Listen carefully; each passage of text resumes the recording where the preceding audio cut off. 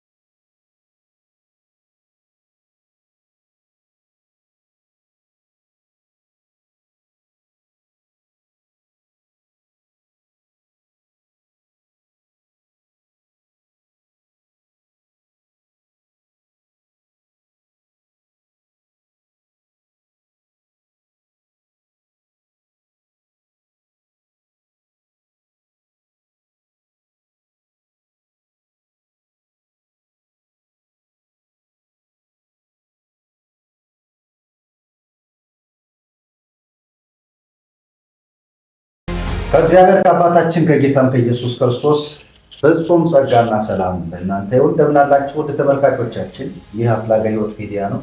እንደተለመደው ሁሉ አፍላጋ ሕይወት ሚዲያ ሁልጊዜም ሮብ ከምሽቱ በ2 ሰዓት እና ቅዳሜ በ2 ሰዓት ከምሽቱ የሚያቀርብላችሁን ፕሮግራም ይዞላችሁ ቀርቧል። ዛሬ ደግሞ በአዲስ ርዕስ በአዲስ ትምህርት ወደ እናንተ መጠናል። እናንተ ደግሞ እንደተለመደው ሁሉ ይህንን ሚዲያ ሼር፣ ሰብስክራይብ፣ ላይክ በማድረግ እንዲሁም ደግሞ ያው እንደተለመደው ለእናንተ ቶሎ እንዲደርስ የደወል ምልክቷን በመጫን እንድታደርጉ በጌታ በኢየሱስ ፍቅር እንለምናችኋል። ጸጋ እግዚአብሔር ከሁላችሁ ጋር ይሁን። ዛሬ በአዲስ ርዕስ ወደ እናንተ መጥተናል ተመልካቾቻችን። ይህ ርዕስ ደግሞ እንግዲህ ብዙዎቻችሁ በእኛም አገልግሎት ላይ ጥያቄ ያለባችሁ ሰዎች ጥያቄያችሁ ዛሬ ይመለሳል ብለን ስለምናስብ እንደገና ይህንን መልእክት ደግሞ ብዙዎች የእኛን አገልግሎት በደንብ መረዳትና ማወቅ እንዲችሉ ባላችሁ ሚዲያ ሁሉ እንድትለቁልንና የእኛን አገልግሎት በደንብ እንድታስተዋውቁልን እጠይቃለሁ። እንደገና ደግሞ ይህን አገልግሎት በገንዘብ በጸሎት አብሮ በመሆን እንድትደግፉ በጌታ ፍቅር ማሳሰብ ፈልጋለሁ። እግዚአብሔር አምላካችን የተባረከ ይሁን። ያው እንግዲህ እንደተለመደው ሁሉ ዛሬም ከኔ ጋር አብረው ያሉ በቀኝ በኩል ያሉት ጋፋው መርጌታ ኃይለ ልዑል መኮንን ናቸው። ጌታ የተባረከ ይሁን። ሃሌሉያ። በመቀጠል ደግሞ እንደዚህ ውብ እና ያማሩ አንጋፋው ካህን ቀሲስ መርዓ ጽድቅ እሸቴ ናቸው። በመቀጠል ደግሞ እንግዲህ ሁላችሁም በማህበራዊ ሚዲያ በጣም ጎልተው የሚታወቁት መርጌታ መላክ ተመስገን ናቸው። ወንጌሉን በቅኔ የሚል መጽሐፍ የጻፉ እሳቸው አሉ። እኔም እንግዲህ ወንድማችሁ መርጌታ ቀጸላ ከእናንተ ጋር ነኝ። አብራችሁን እንድትሆኑ አሳስባለሁ። ጌታ እግዚአብሔር የተባረከ ይሁን። ዛሬ ወደ እናንተ ይዘን የመጣ ነው ርዕሰ ጉዳይ ተሐድሶ እንግዲህ ብዙ ሰዎች ተሐድሶን ብዙዎች አልተረዱትም እና ተሐድሶን ማውራት አለብን ብለን ስላመንበት እንዲሁም ደግሞ ብዙ ግራ የገባቸው ሰዎች ተሐድሶ ማለት እንደው ምን ማለት ነው ብለው ጥያቄ ያለባቸው ሰዎች ጥያቄያቸው እንዲመልስላቸው ስለፈለግ በዚህ ጉዳይ እንድናወራ ፈልገናል። ስለዚህ ተሐድሶ ማለት ምን ማለት ነው? ተሐድሶስ የሚያስፈልገው ለማን ነው? ተሐድሶ በእግዚአብሔር ቃል፣ ተሐድሶ መቼ ተጀመረ? ተሐድሶ ሲያስፈልገው ዋናው ዓላማ ምንድን ነው? የሚሉ ነገሮችን በቅደም ተከተል እያነሳን እናወራለን። እግዚአብሔር አምላክ የተባረከ ይሁን። ውድ ተመልካቾቻችን ደግሜ የማሳስባችሁ ስትከታተሉ ሸር እያደረጋችሁ በጌታ ልለምናችሁ። ብዙዎች ትምህርቱን መከታተል አለባችሁ። ብዙ ሰዎች ብዙ ነፍሳት እየዳኑ፣ በዚህም እግዚአብሔር ይክበር፣ ጌታ ይባረክ። እንግዲህ አሁን ቀጥታ ሄደው ወደ ጥያቄ ነው። መጀመሪያውን ጥያቄ የምጠይቀዎት መርጌታ መላክ ተሐድሶን ከግዕዝ ቃል አንጻር ወይም ደግሞ ከግሱ አንጻር ተሐድሶ ማለት ምን ማለት ነው የሚለውን እሱ እንዲያብራሩልን እፈልጋለሁ። ተሐድሶ ማለት ምን ማለት ነው? ሰፋ አድርገው እንደተለመደው በግሱ እንግዲህ ያወርዱልን። ክብር ለእግዚአብሔር ይሁን። ጥሩ ሐሳብ ነው።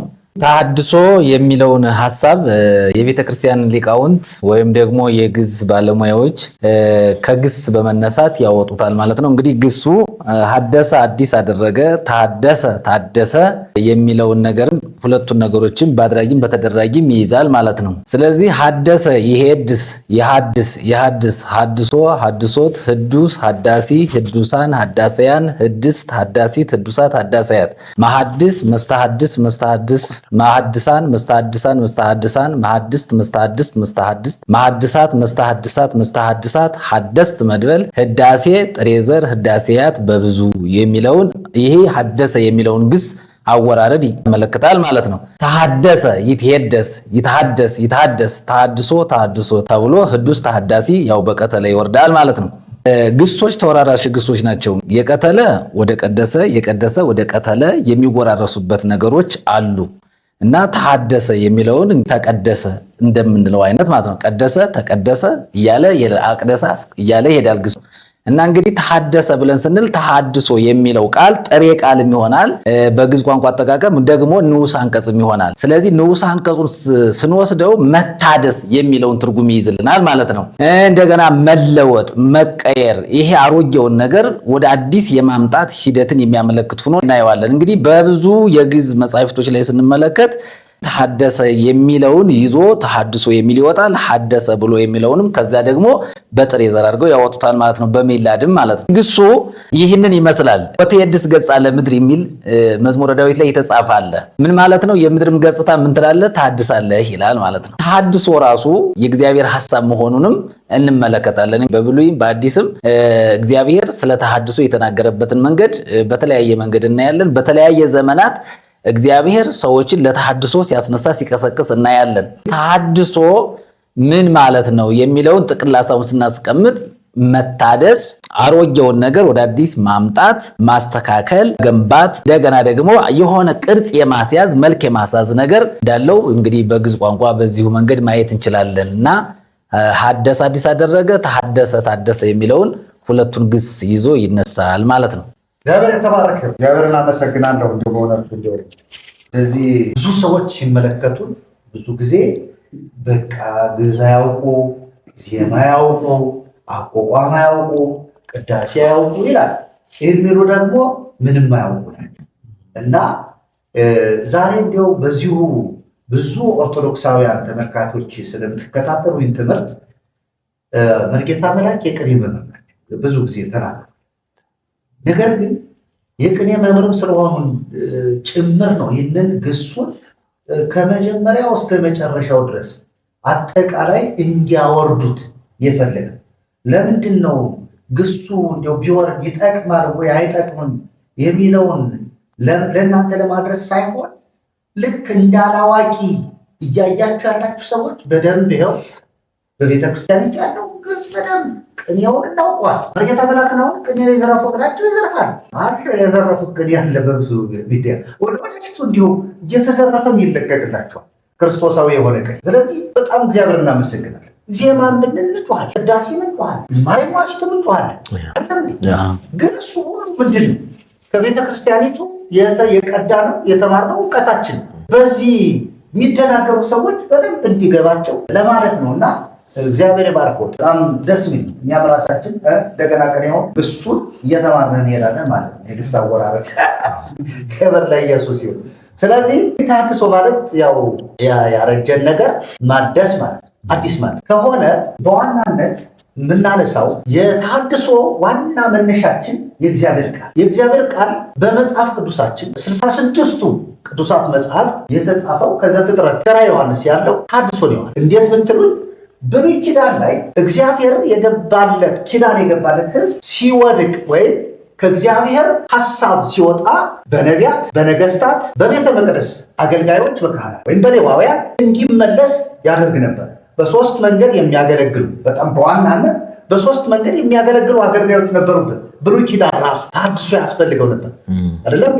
ተሐድሶ ያስፈልገው ተመለሱ ማለት ተሐድሶ ነው በነገራችን።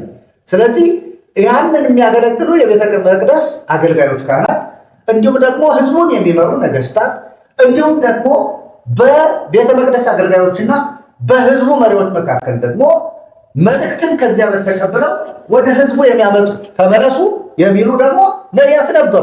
ይህንን መጽሐፍ ቅዱሳችን በደንብ አስረግጦ ይነግራል። በአዲስ ኪዳንም ደግሞ ስንመጣ የአዲስ ኪዳንን አገልግሎት የመጀመሪያውን ማቴዎስ፣ ማርቆስ፣ ሉቃስ ብለን አራቱም ወንጌላት የምንጠቅሳቸው ጌታችን መድኃኒታችን ኢየሱስ ክርስቶስ ያገለገለበት ነገር እሱም በነበረበት ወቅት ይህ አገልግሎት ነበር። ጌታ ሲያገለግል የቤተ መቅደሱ አገልጋዮች ሰራተኞች ነበሩ፣ የዛ ነገስታትም ነበሩ። እንትኑ ታሪኩ ተወራራሽ ስለሆነ እንግዲህ ጌታ ይህን አገልግሎት ተሳትፎበታል ማለት። ስለዚህ ቀጥለንም ሐዋርያትንም ስናያቸው ሐዋርያትም ያገለገሉት አገልግሎት ታድሶ ጋር ይያዝ። ስለዚህ አጠቃላይ የመጽሐፍትን ሐሳብ ወይም የቅዱሳት መጽሐፍትን ሐሳብ ስንረዳ ታድሶ አለበት ሁሉም ቦታ። ስለዚህ መርጌታ ይለሉን የምጠይቀውት ታድሶ ቅድም እኔም ጠቀስ ካደረጓቸው አንጻርና ታድሶ በእግዚአብሔር ቃል ምንድን ነው? የእግዚአብሔር ቃልስ ስለ ታድሶ ምን ያወራናል የሚለው በእሷ በኩል ደግሞ ለተመልካቾቻችን እንዲያደርሱ ለእሱ አመሰግናለሁ። ይህን ዕድል ስለሰጠን ዛሬ ስም የተባረከ ይሁን። በተለይ በጣም ዋና ርዕስ ነው፣ ልናወራበት የሚገባ ርዕስ ነው። አንዳንድ ጊዜ ስለ ተሐድሶ ሲታሰብ የእኛ ሕዝብ የሚያስበው አንዳንዱ የተሳሳተ ትምህርት ይመስለዋል፣ አንዳንዱ ደግሞ አላግባብ በመተርጎም ተሐድሶ ያልሆነውን ተሐድሶ ብሎ በሰው ልብ ውስጥ እንዲገባ ለማድረግ ይሞክራል። ይህንን በደንብ ማጥራት ማስተካከል እና ማረም ይኖርብናል እና ከዚህ የተነሳ በተለይ ስለ ተሐድሶ ስናወራ ከእግዚአብሔር ቃል መነሳታችን በጣም አሪፍ ነው። ምክንያቱም አዲስ የመጣ ነገር አለ፣ አዲስ የተፈጠረ ነገር አለ። እንግዲህ መጽሐፍ ቅዱስ የእግዚአብሔር ቃል ስናጠና ቅድም መርጌታም እንዳለው እግዚአብሔር ከህዝቡ ጋር በኪዳን ግንኙነት አድርጓል። በኪዳን በተለይ ከብሉይ ኪዳኑ ህዝብ ጋር እግዚአብሔር በኪዳን ግንኙነት አድርጓል። በገባው ኪዳን መሰረት እግዚአብሔር ለህዝቡ ኪዳን ሲገባ ያስቀመጠው ነገር ምንድነው? ዘጸአት ምዕራፍ 19 ቁጥር 5 እና 6 ላይ ደርስ እናነብ። ህዝቡ ቃሉን ሊሰማ ኪዳኑን ሊጠብቅ ነው እግዚአብሔር የተናገረው። እግዚአብሔር ደግሞ የኪዳኑን ተስፋ ለህዝቡ ሊፈጽም እንደዚህ አይነት ውል ነበር የተዋለው ከእስራኤል ህዝብ ጋር ማለት ነው። እና ብዙ ጊዜ የእግዚአብሔር ቃል ስናጠና ህዝቡ የገባውን ኪዳን ወይም ደግሞ ከእግዚአብሔር ጋር የተዋለውን ውል መጠበቅ ሲያቅተው ይታያል። እግዚአብሔርን ትቶ ሌላ አምላክ ያመልካል። እግዚአብሔር አታድርግ ያለውን ነገር ተላልፎ ሲያደርግ ይታያል።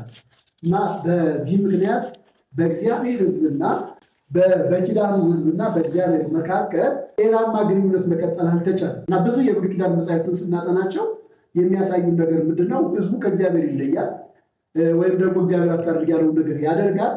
እንደገና ህዝቡ ተመልሶ በንስሐ ወይም ደግሞ በእግዚአብሔር ሲመለስ እንደገና እግዚአብሔር ደግሞ ወደ ህዝቡ ይመለስና ለህዝቡ እግዚአብሔር መልካም ነገር ሲያደርግ እንመለከታለን። ያው አንድ ቃል ምናልባት በተለይ በደንብ ጎልቶ የታየውን ነገር ያስረዳል ብዬ ስላሰብኩ ነው እና መጽሐፈ ነገሥት አንደኛ ነገሥት ምዕራፍ 9 ከቁጥር 9 ጀምሮ ያለውን ነገር ብዙ ሀሳብ ነው ያለው እና አንዳንድ ሀሳቦችን ዝም እያለፍ እያልኩ እናገራለሁ። ግን እንደው ለመነሻ ያህል ይህን ቃል ማነብ ጥሩ ነው ብዬ አስባለሁ። ይላል ከግብፅ ምድር አባቶቻቸውን ያወጣው አምላካቸውን እግዚአብሔር ትተው ሌሎችን አማልክት ስለተከተሉ ስለሰገዱላቸውም ስላመለኳቸውም ስለዚህ እግዚአብሔር ይህን ክፉ ነገር ብሎ አመጣባቸው ይላል። ሰሎሞንም የእግዚአብሔርን ቤትና የንጉሱን ቤት ሁሉ ቤቶች የሰራበት 20 ዓመት የተፈጸመ ጊዜ ይላል። በተለይ የፈለኩት ይሄንን ነው። መልሰው ከግብፅ ምድር አባቶቻቸውን ያወጣው አምላካቸውን እግዚአብሔርን ትተው ሌሎችን አማልክት ስለተከተሉ ስለሰገዱላቸውም ስላመለኳቸውም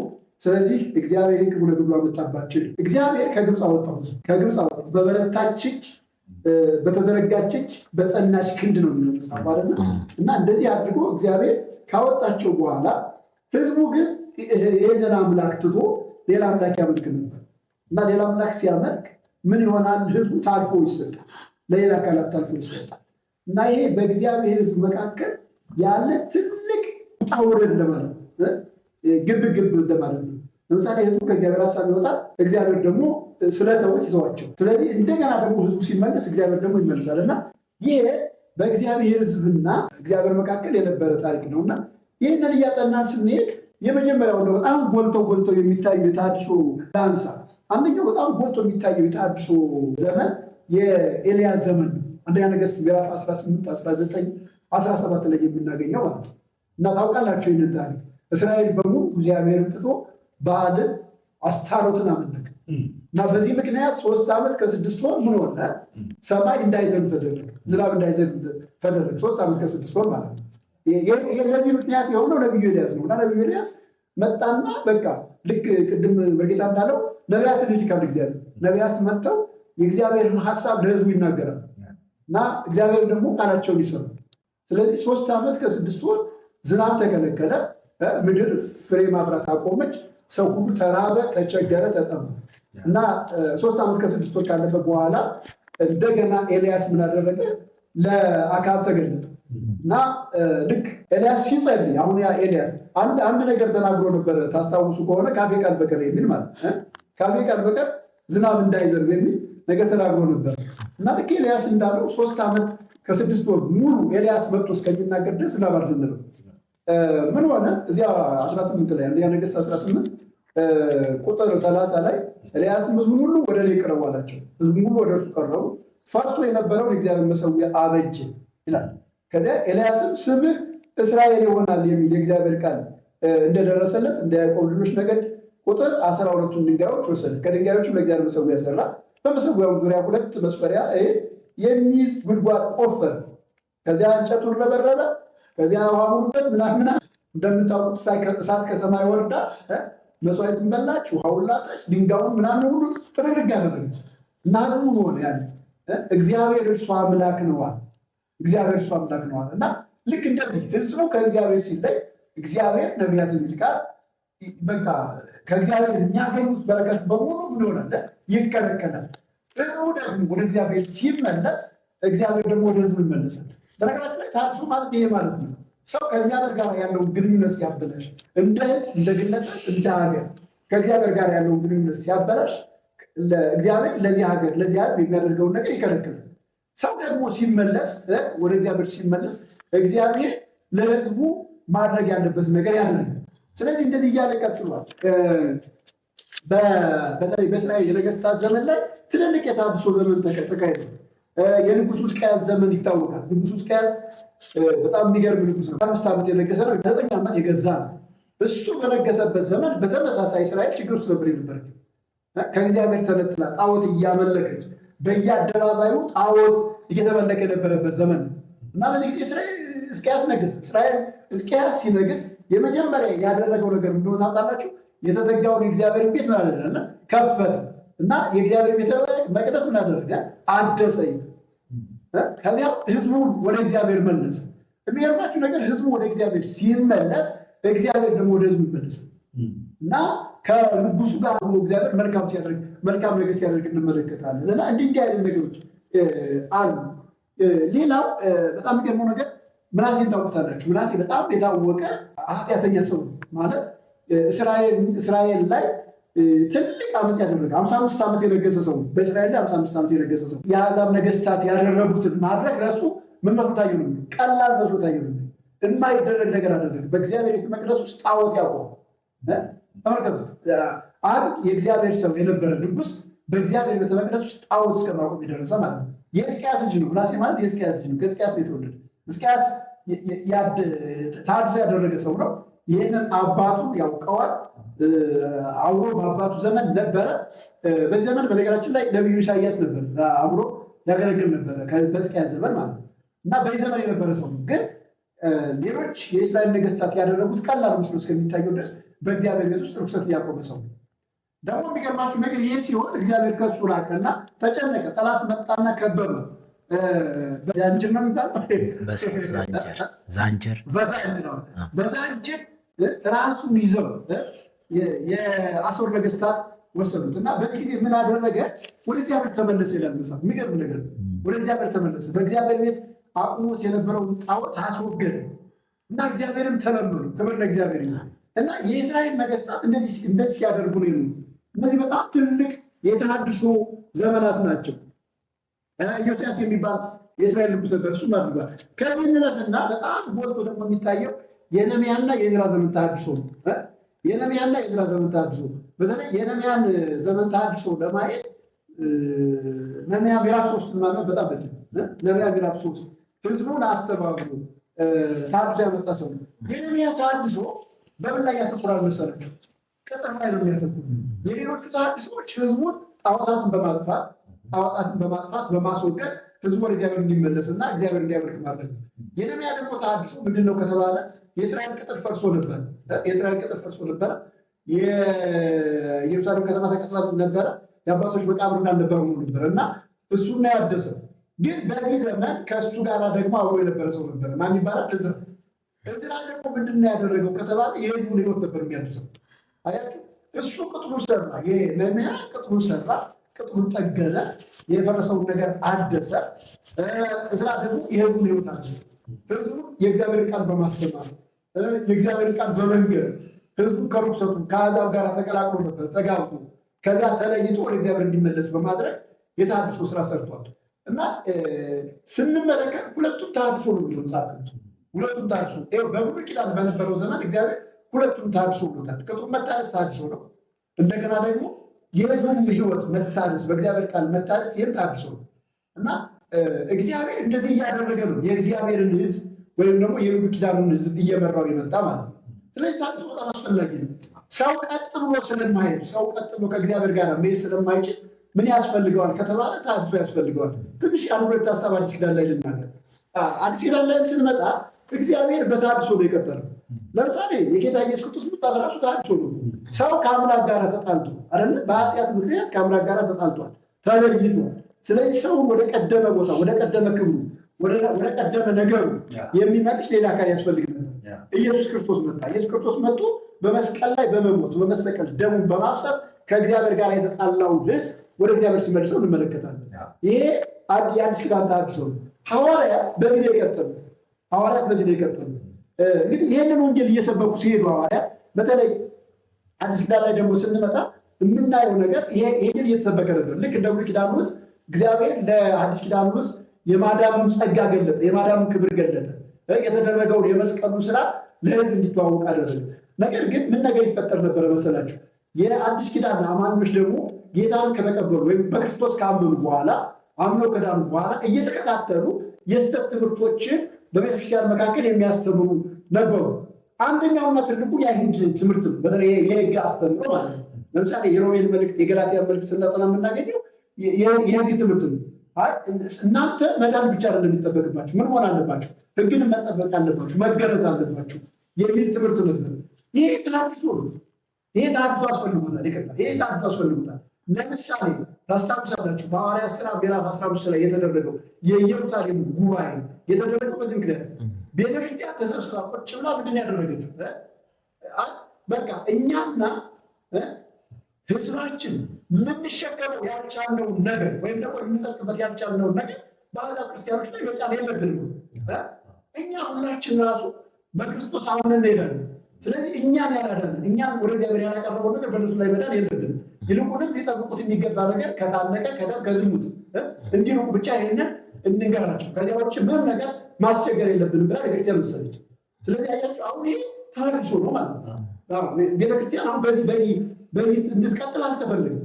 በዚህ ብትቀጥል ነው ቤተክርስቲያን ምንድን ነበር የምናደርገው ከተባለ ህግንም እንጠብቃለን፣ እንገረዛለን፣ ምናምን እንደዚህ አይነት ነገር እንደዚህ ነበር የሚሆነው። ለዚህ ነው የአዲስ ኪዳን መጽሐፍ ስናጠና በተለይ ሮሜን ስናጠና ጳውሎስ በግልጽ ሲናገር ምንድን ነው የሚለው? የህግን ስራ በመስራት ሁሉ ስጋ የለበሰ በእግዚአብሔር ፊት ስለማይጸድቅ ኃጢአት በህግ ይታወቃል። አሁን ግን በህግና በነቢያት የተመሰከረለት የእግዚአብሔር ጽድቅ ተገልጧል። እሱም ለሚያምኑ ሁሉ የሆነ ምንድን ነው የሚለው? የእግዚአብሔር ጽድቅ ነው። ያለ ህግ ተገልጧል፣ ያለ ህግ ተገልጧል ብሎ ከህግ ከነበረው ከብሉይ ኪዳኑ ትምህርት ንጥል አድርጎ የጸጋውን ወንጌል አማኞች እንዲይዙ፣ አማኞች እንዲቀበሉ፣ አማኞች በዚህ እንዲመሩ አድርጓል። እና ስንመለከት በብሉይ ኪዳን የሚሆን ተሐድሶ አለ፣ በሐዲስ ኪዳን የሚሆን ተሐድሶ አለ። ተሐድሶ በእግዚአብሔር ህዝብ መካከል ያለ ምንድን ነው ከተባለ እግዚአብሔርና ሰውን የሚያቀራርብ እግዚአብሔር የሰጠው የቸርነት መንገድ፣ እንደዚያ ነው ጥሩ ማለት የቸርነት መንገድ፣ የፍቅር መንገድ ነው። ምክንያቱም እኛ ሰዎች ነን ማለት ቤተክርስቲያን ሰዎች ውስጥ ናት እና እኛ ሰዎች ነን፣ እንስታለን፣ እንወድቃለን፣ እንደክማለን። በተለያየ ስህተት ትምህርት አይኗችን ተይዞ ከእውነተኛው የወንጌል ትምህርት ልንወጣ እንችላለን። ስለዚህ ወጥተን እንዳንቀር እግዚአብሔር እኛ ወደ እሱ የሚመልስበት መንገድ ነው እና በእግዚአብሔር ቃል ተሐድሶ ጉልህ ቦታ አለው፣ ጉልህ ስፍራ አለው ለማለት ነው። ብዙ ነገር አለ። ይበቃኛል። እዚህ ይቀጥላል። እግዚአብሔር የተባረከ።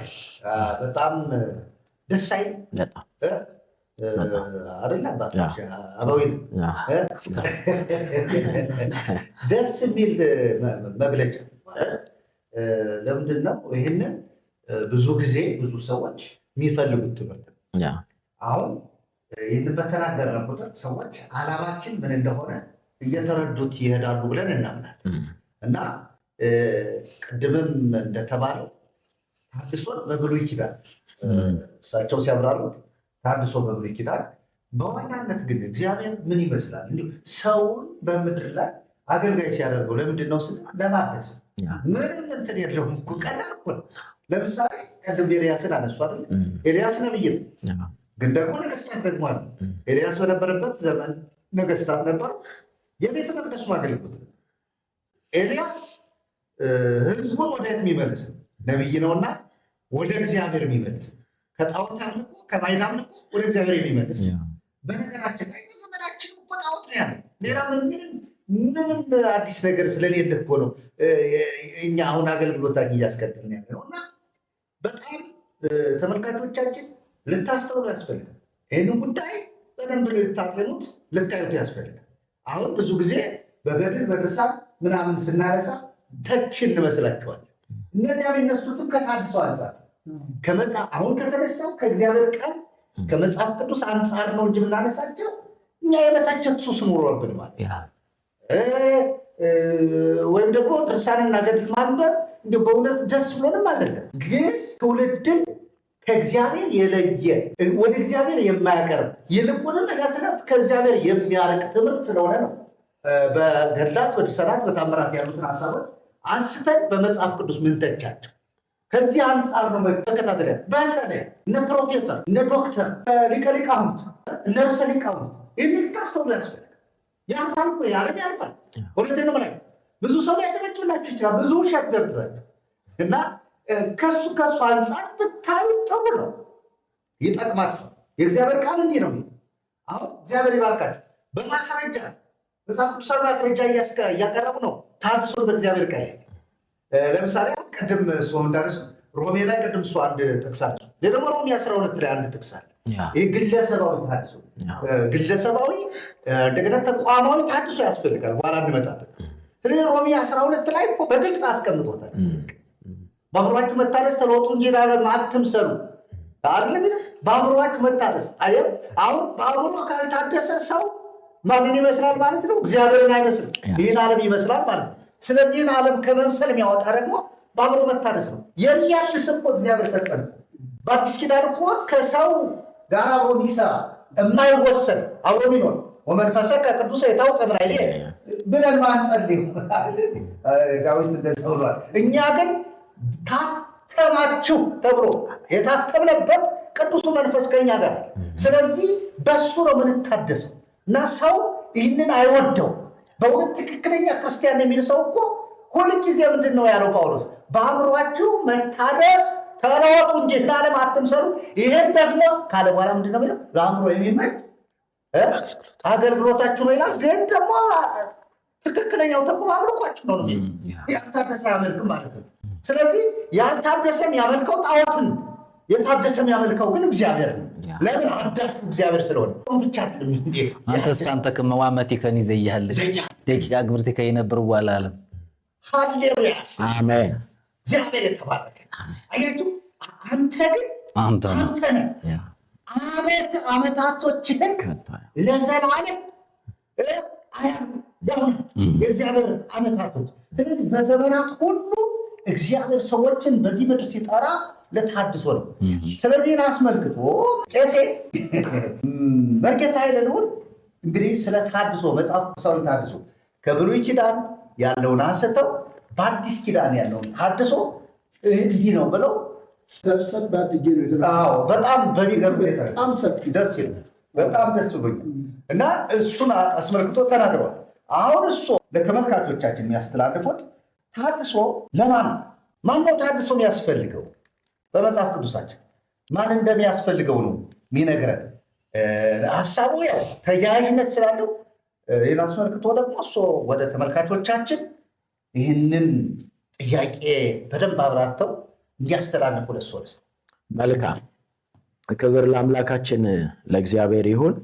እንግዲህ ተሐድሶን አንስተን ለተመልካቾቻችን ለአድማጮቻችን እንዲደርስ ስናደርግ የተሐድሶን ሐሳብ ጥንተ መሰረቱን ዓላማውንም ግቡንም እንድናውቀው እንድንረዳው ስለተፈለገ ነው። ከዚህ አንጻር እንግዲህ አሮጌው ነገር አልፏል እነሆ ሁሉም አዲስ ሆኗል ይላል። አሮጌው ነገር አልፏል እነሆ ሁሉም አዲስ ሆኗል። ጳውሎስ እንግዲህ በሁለተኛ ቆሮንቶስ ምዕራፍ 5 ቁጥር 17 ላይ የተናገረው በቀደመውም እንግዲህ በብሉይ ኪዳንም በትንቢተ ኢሳይያስ ምዕራፍ 42 ቁጥር 9 ላይ እነሆ የቀድሞው ነገር ተፈጸመ አዲስን ነገር እናገራለሁ ይላል። አዲስ ነገር ከተባለ እንግዲህ የሚታደስ ነገር ምንድነው? አዲስ የሚሆን ቀድሞ ከነበረው በሚልቅ በሚበልጥ ነገር እንዲታይ እንዲታወቅ የሚያደርግ ነው። ከዚህ አንጻር ተሐድሶ ዘላለማዊ የሆነውን የእግዚአብሔርን ሐሳብ የሚገልጥ ነው። ተሐድሶ ዘላለማዊ የሆነውን የእግዚአብሔርን ሐሳብ ተሐድሶ የእግዚአብሔር ሐሳብ ነው። ይህ የእግዚአብሔር ሐሳብ ተሐድሶን ያስፈለገበት ምክንያቱ ምንድነው ስንል የመጀመሪያው እንግዲህ በአዳምና በሔዋን ውድቀት ምክንያት ፍጥረት በሙሉ ምን ብሏል? ወድቋል። ይህ ውድቀት እንግዲህ ምን ያስፈልገዋል ስንል ተሐድሶ ያስፈልገዋል። ተሐድሶ ለማን ነው የሚያስፈልገው ስንል ተሐድሶ ለፍጥረት ሁሉ ነው የሚያስፈልገው። ለምን ብለን ስናስብ እንግዲህ የሁሉ ዓይን አንተን ተስፋ ያደርጋል፣ አንተም ምግባቸውን በየጊዜው ትሰጣቸዋለህ ብሎ በመዝሙረ ዳዊት 104 ቁጥር 1 ጀምረን ሙሉን ስናነበው የፍጥረትን ስርዓት ፍጥረት እግዚአብሔርን እንዴት ተስፋ እንደሚያደርግ እግዚአብሔር ደግሞ ፊቱን ሲመልስ ፍጥረት ምን ይላሉ? ይሞታሉ። ፍጥረት ሁሉ ምን ይላሉ? ይሞታሉ። ፊቱን ከመለሰ ፊቱን ካዞረ ፍጥረት ሁሉ ምን ይላሉ? ይሞታሉ። አንተ ፊትን ታዞራለህ፣ እነርሱም ይሞታሉ፣ ነፍሳቸውም ትወጣለች። መንፈስህን ትልካለህ፣ እነርሱም ይፈጠራሉ። የምድርንም ፊት ምን ትላለህ? ታድሳለህ ይላል ቁጥር 30 ላይ መዝሙር 104 ቁጥር 30 ላይ። ይህ እንግዲህ ተሐድሶ ለማን ነው የሚለውን ሐሳብ ስንረዳ ተሐድሶ ለፍጥረት ሁሉ ነው። ለፍጥረት ሁሉ ነው። እንግዲህ የምድርንም መታደስ የምድርንም ፊት ታድሳለህ ሲል የሚታደሰው በምንድን ነው ስንል እንግዲህ ዘፍጥረት ላይም ስንመለከት ምድር እንግዲህ በሰው ውድቀት ምክንያት የተመሰቃቀለ ዓለም መልክ ይዞ ነበር። የተመሰቃቀለ። ስለዚህ ያንን የተመሰቃቀለውን ወይ ደግሞ የተበላሸውን ሰው ከውድቀት በኋላ መንገዱን አበላሽቷል፣ ሐሳቡ ተበላሽቷል። በይበልጥ ለፍጥረት ሁሉ ተሐድሶ እንደሚያስፈልግ ሁሉ በዋናነት ግን ተሐድሶ ያስፈልገው ለማን ነው ስንል ለሰው ነው። ለምን ስንል ከፍጥረቱ ሁሉ የተለየው በእግዚአብሔር መልክና አምሳል የተፈጠረው ሰው መንገዱ ተበላሽቷል፣ አስተሳሰቡ ተበላሽቷል። በኃጢአት ምክንያት ምን ብሏል? ወድቋል። ስለዚህ ምን ያስፈልጋል ስንል ተሐድሶ ያስፈልጋል። ጌታችን መድኃኒታችን ኢየሱስ ክርስቶስ ከመጣበት አንዱ ነገር ጳውሎስ ሲናገር አሮጌው ነገር አልፏል እነሆ አዲስ ሆኗል ያለበትን ክፍል ከኋላ ስንመለከት ማንም በክርስቶስ ቢሆን አዲስ ፍጥረት ነው። ጌታችን መድኃኒታችን ኢየሱስ ክርስቶስ የመጣበትም ዓላማ የሰው ልጆች በእግዚአብሔር አምሳል በእግዚአብሔር ክብር ተፈጥረው ሳለ ምን ብሏል? በኃጢአቱ ወድቋል። ሰው የታደሰ ማንነት ይኖረው ዘንድ አስፈልጓል። ከዚህ አንጻር እንግዲህ ተሐድሶ ለፍጥረት ሁሉ ሲሆን በልዩነት ለሰው ልጆች ተሐድሶ ያስፈልጋል። ለምን? ቅድም ወንድሞቼ እንዳላችሁት በአእምሯችሁ መታደስ ተለወጡ እንጂ ይህንን ዓለም አትምሰሉ። ይህ ማለት ምን ማለት ነው? ሰው ባስተሳሰቡ፣ ሰው በድርጊቱ፣ ሰው ባካሄዱ መንገዱን አበላሽቷል። ከእግዚአብሔር ሐሳብ ከዘላለማዊው ከታየለት እቅድ ምን ብሏል? ወድቋል ማለት ነው። ስለዚህ ሰው ከውድቀቱ ተመልሶ በአዲስ ሕይወት በአዲስ መንፈስ በልጅነት መብት ይመላለስ ዘንድ ያስፈልጋል። ተሐድሶን በዚህ መልኩ ስናየው እንግዲህ በብሉይ ኪዳን ቅድም እንደተነሳው የቁሳዊ ወይም ደግሞ የቅጥር መታደስ ተሐድሶን ያደረጉ በጣም ታላላቅ እና የሚደንቁ ሰዎች አሉ። የሚደንቁ ሰዎች ይህንን ምንድነው እግዚአብሔርን የሚያስቀና ጣዖታትን ሰርተው ለጣዖታት አምልኮ የሚሰጡ ሰዎች በብሉይ ኪዳን ነበሩ። እነዛ ሰዎች ከእግዚአብሔር ክብር ጎለው በራሳቸው መንገድ የማይንቀሳቀስ የማያይ የማይሰማ የማይናገር ጣዖት ሰርተው ያመልኩ ነበር። ስለዚህ ይህ ነገር እግዚአብሔርን የሚያስቀና ከእግዚአብሔር ሐሳብ ውጭ ስለሆነ እርሱን በማስወገድ እርሱን ከቤተ መቅደስ በማውጣት ተሐድሶን አካሂደዋል።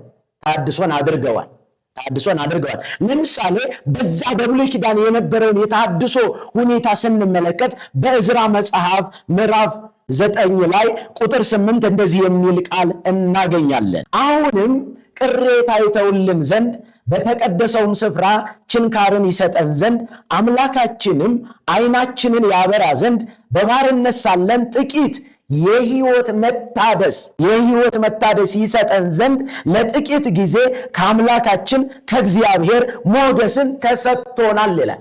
ምን አይነት መታደስ ስንል እዚህ ጋር እነዛ የልጅነትን ስልጣን ከእግዚአብሔር በማግኘት አዲስ ሕይወትን ይኖረን ዘንድ እግዚአብሔር አምላክ አደረገ።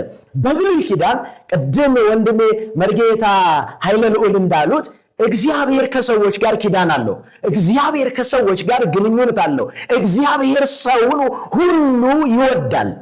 ታዲያ ለሰው የገባው ኪዳን በብሉይ ኪዳን ሊፈጸም አልቻለም።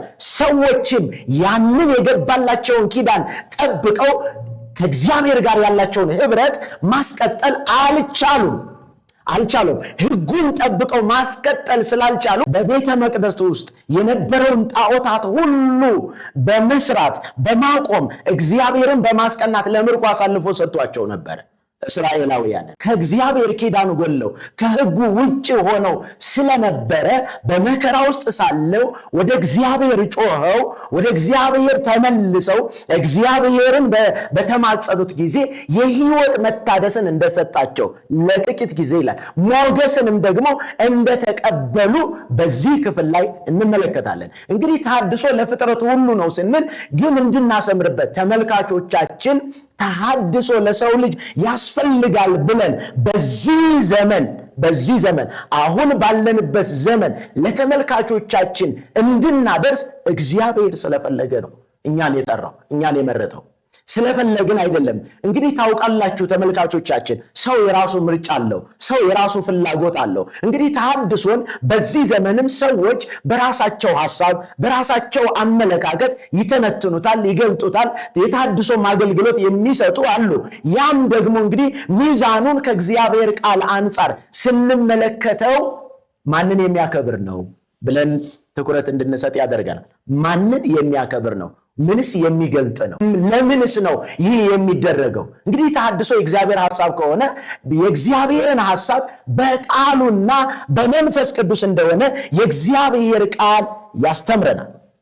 ተሐድሶ በየዘመናቱ ሆኗል፣ ተፈጽሟል፣ ተከናውኗል። ተሐድሶ በየዘመናቱ እንግዲህ ዓለም ከተፈጠረ ጀምሮ ከሰው ውድቀት በኋላ ተሐድሶ ተከናውኗል። ብዙ አይነት ተሐድሶች። አሁን ያለንበት ዘመን ግን የሚለይበት ተሐድሶ በመንፈስ ቅዱስ የሆነ ተሐድሶ ነው። በመንፈስ ቅዱስ የሆነ ተሐድሶ ነው። ይህንን ማለት እንግዲህ ቲቶ ምዕራፍ 3 ቁጥር 5 ላይ እንደዚህ ብሎ ስለሚናገር ቲቶ ምዕራፍ 3 ቁጥር 5 ላይ እንደዚህ ብሎ ይናገራል። ምክንያቱም ተሐድሶን ለማንና እንዴት የሚለውን ከእግዚአብሔር ቃል አንጻር ማየት ስላለብን ይህንን መነሻ አድርገን ልንረዳው የሚገባን ለሕይወታችን ሊቀርልን የሚገባ እኛም ወደዚህ ተሐድሶ እንመጣ ዘንድ በተለይ ደግሞ በጨለማ ውስጥ በተለያየ ስርዓት ውስጥ ያሉ አሁንም ጣዖታት አሉ።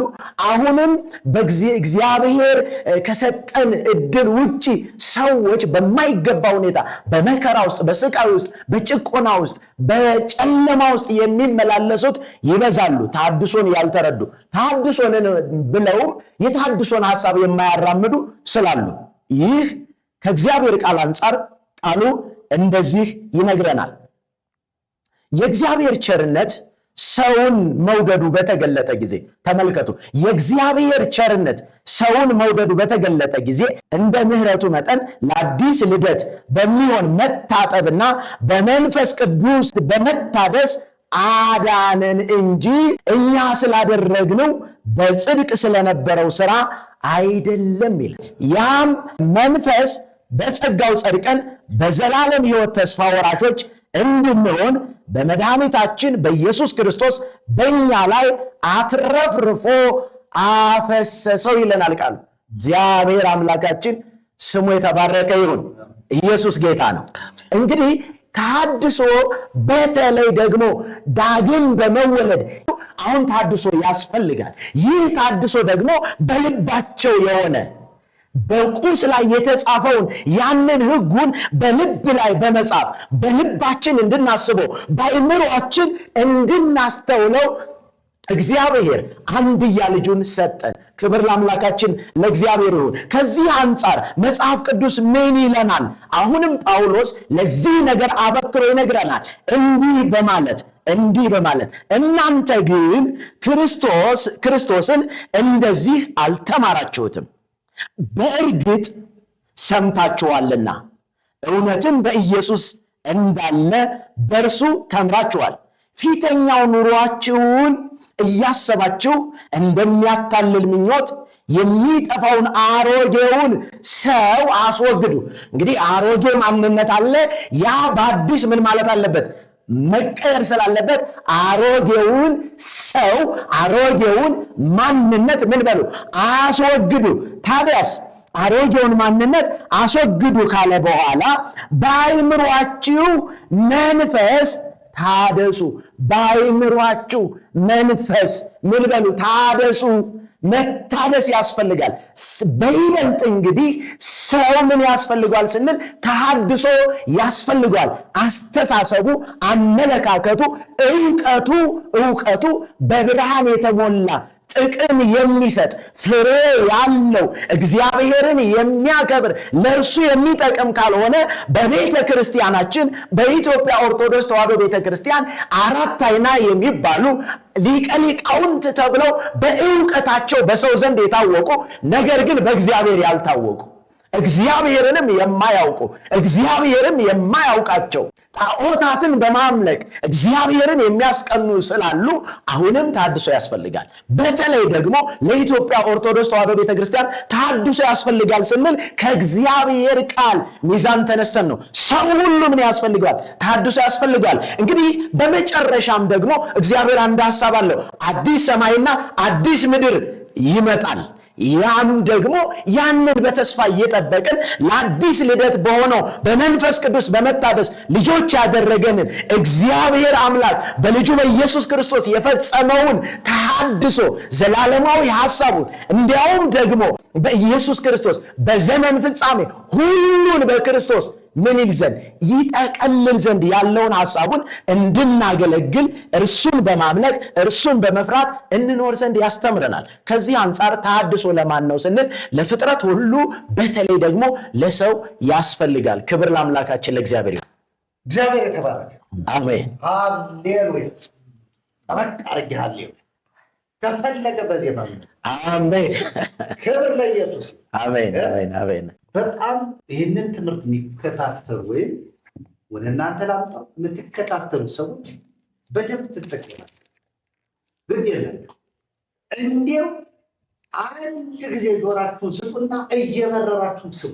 እግዚአብሔር ከስራት ምክንያቱም እውነቱ ይሄ አሁን ቀሲስ ታምረ ማርያም እያነበቡ አይደለም ለእናንተ ነገር አይደለም ድርሳንና በሃይላንድ ጸበል ይዘው መጥተው አይደለም የነገሩ በመንፈስ ቅዱስ አባቶቻችን ተረድተው የጻፉትን መጽሐፍ በማመን በመንፈስ ቅዱስ የተቃኘውን የእግዚአብሔር ኃይል የሚገለጥበትን የእግዚአብሔርን ቃል መሰረት አድርገው እንግዲህ ወደ እናንተ በረታ አስተራው ድሮ ያስሩ ነበር፣ አሁን እየፈቱ ነው። አባቴ አሜን። ድሮ ጉዝ ከማሪዎስ ሲሆን ነበር፣ አሁን ግን ካሪዎሳዊ ማንነት ወጣችሁ ወደ ክርስቶስ ይያ እግዚአብሔር አምላክ የተባረከ አሜን። ተሐድሶ ጾም እንዳነሱ አሁንም ዞር ብዬ ወደ ብሉይ ኪዳን ስሄድ ተሐድሶ ለማን ያስፈልጋል የሚለው ብሉይ ኪዳን ላይ እግዚአብሔር ኪዳን የገባው አንድ ነገር ነበር። የእስራኤል ነገድ የሚባል ያው 10 እስራኤል ነገድ እስራኤልና 2 ነገደ ይሁዳ ተብሎ የሚታወቀው ይህ ህዝብ ነበር። ይህ ህዝብ ግን ምንም እንኳ ቢከፋፈልም አንድነቱ እንደቀጠለ ነበር እና እግዚአብሔር እንዲህ አለ። ኤርምያስ መጽሐፍ ምዕራፍ 31 ላይ እንዲህ አለ፣ እየነቀፋቸው ክብር ለኢየሱስ ነው። የዕብራውያን ጸሐፊ እንደዛ ነው የሚለው፣ ያባበላቸው እየነቀፋቸው አልቻላችሁም እያላቸው አንድ ነገር ተናገረ። እግዚአብሔር እንዲህ አለ፣ እነሆ ከእስራኤል ቤትና ከይሁዳ ቤት ጋር አዲስ ቃል ኪዳን የምገባበት ወራት ይመጣል። ይመጣል ነው ያለው፣ መጥቷል አይደል? ይመጣል ወደፊት ስለሆነ ስለዚህ ይመጣል አለና ይላል እግዚአብሔር። ይህንን ዕብራውያን ጸሐፊ ሲናገር ምን አለ? ምዕራፍ 8 ቁጥር 8 ላይ አሁን ኤርምያስ 31 ነው ያለው፣ ዕብራውያን ደግሞ 8 ነው ያለው። አቤት የሚገርም ጥቅስ ነው። እናንተ ቀረል ይላል እንደዚህ ያለ ገንድን ይዘው እነርሱን እየነቀፈ አለ። እነማንን? እስራኤል ለምን ስላልሆነላቸው እየነቀፈ የሚሆንለት ይመጣል ወደፊት። ስለዚህ እየነቀፈ ምን አላቸው ይላል ይላቸዋልና እነሆ ከእስራኤል ቤትና ከይሁዳ ቤት ጋር አዲስ ኪዳን የምገባበት ወራት ይመጣል ይላል ጌታ። የዕብራውያን ጸሐፊ በነገራችን ቅዱሳት መጽሐፍትን ስናያቸው አዲስ ኪዳን ብሉይ ኪዳንን ይጠቅሳል። ለምን? ነባሩን ሳትጠቅስ አሁን መጥቀስ አትችልም። ነባሩ ምን ይመስል ነበር? እንዲህ ነበረ። ለምሳሌ እግዚአብሔር ለእኛ ሁሉ አሆነበት አዲሱ ኪዳን፣ አዲስ የገባው ኪዳን። አሮጌው ኪዳን የእኛና እግዚአብሔርን አላስታረቀን፣ አላቀራረበን። ያቀራረበን አዲሱ ኪዳን። ለዚህ ነው ጌታ እነሆ ለአዲስ ኪዳን የሚፈሰው ብሎ የተናገረው። ሃሌሉያ! አዲስ ኪዳን የገባበት ዘመን በምንድን ነው ስንል፣ ወይም በማን ነው ስንል፣ በኢየሱስ ነው። እንግዲህ ኢየሱስ መጥቶ የነገረ ያንን ኪዳን እናንተ ስላልሆነላችሁ እየነቀፍኳችሁ ባለመሆኑ ባለመደረው እየነቀፍኳችሁ አዲስ ኪዳን ገባለሁ። አዲስ ኪዳን አሁን ያለንበት ዘመን ኪዳኑ ራሱ አዲስ ኪዳን አዲስ ብለህ አሮጌ አዲስ ጋር ከአዲስ። ስለዚህ እግዚአብሔር የገባውን ኪዳን ፈጽሞታል። ለምሳሌ ቅድም ያነበብነው ቃል ማንም በክርስቶስ ቢሆን ምንድን ነው? አዲስ ፍጥረት ነው። ምን ማለት ነው? አሮጌው ነገር አልፏል። ሃሌሉያ! አሮጌ ተገፏል። ቅድም ያነበቡት ክፍል አሮጌውን ሰው ከነስራው አስወግዳችሁ እንደ እግዚአብሔር ምሳሌ የተፈጠረውን አዲሱን ሰው ለብሳችሁታል ይላል ቆላስይስ መጽሐፍ ምዕራፍ 3። አዲሱ አሮጌ ስላለ ነው አዲስ የመጣው። ስለዚህ አዲሱ የሚያስፈልገው ለማን ሁሉ ነው? ለሰዎች ሁሉ ነው። ቅድም ሰው እንዳሉት ለፍጥረት ሁሉ ብለዋል። እውነት ነው። ምን ይላል? ለዛ ሮሜ 10 ላይ ነው አይደል? ፍጥረት ሁሉ የእግዚአብሔርን ልጆች መገለጥ ይጠባበቃልና። ለምን ሲባል ፍጥረት ሁሉ ለከንቱነት ተገዝቷል። ምድር ራሱ ታድሶ ስለሚያስፈልጋት ነው። አዲስ ሰማይ አዲስ ምድር ያለ ወዳጅ፣ ሰማይ ራሱ ታድሶ ስለሚያስፈልገው ምን ማትጠራጠር እግዚአብሔር ይናድርጎታል። በማን? በክርስቶስ። ስለዚህ ሰው ሁሉ ታድሶ ያስፈልገዋል። ለዚህ ነው እንግዲህ የሮሜ መጽሐፍን አሁን ሄደን ስናየው የሮሜ መጽሐፍ ምዕራፍ 3 ቁጥር 23 ላይ ሁሉም ኃጢአትን ሰርተው የእግዚአብሔርን ክብር ጎድሏቸው ይላል። ስለዚህ ኃጢአትን ከሰሩ የእግዚአብሔር ክብር ከጎደላቸው ምን ያስፈልጋቸዋል? ታድሶ በማን? በክርስቶስ ማለት። ስለዚህ በጣም ድንቅ የሆነ ማብራሪያ ነው እየተሰጠ። ይህ ትምህርት ወሳኝ ትምህርት ነው። ታድሶን በደንብ ለማታወቁ ሰዎችም ጭምር ይጠቅማቸዋል። እናንተ ወደዚህ አመለካከት እንድትመጡ ነው የምንመክረው። ጌታ የተባረከ ነው አይደለም? ሃሌሉያ ማለት ይመስላል። ሃሌሉያ በዜማም ነው የምናበጥረው እንዳልኳቸው። ሃሌሉያ እኮ እንዴት ነው? እኛ እኮ ተነሽና ተጣዩን አውቀን ነው ሃሌሉያ አንልም እኮ። ሃሌሉያ ኢየሱስ አሜን።